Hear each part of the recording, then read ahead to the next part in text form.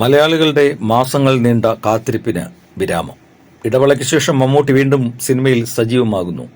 ചികിത്സ കഴിഞ്ഞ് തിരിച്ചെത്തിയ താരം വീണ്ടും ചിത്രീകരണ തിരക്കുകളിലേക്ക് കടക്കുന്നു.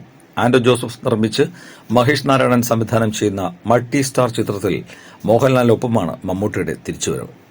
ചിത്രീകരണം ഒക്ടോബറിൽ നടക്കും. വൻ ബഡ്ജറ്റിൽ ഒരുങ്ങുന്ന ചിത്രത്തിനു വേണ്ടി ഒക്ടോബർ ആദ്യവാരം മമ്മൂട്ടി എത്തും. ഓഗസ്റ്റ് 19-നാണ് മമ്മൂട്ടി പൂർണ്ണ ആരോഗ്യവാനായി എന്ന വാർത്ത എത്തിയത്.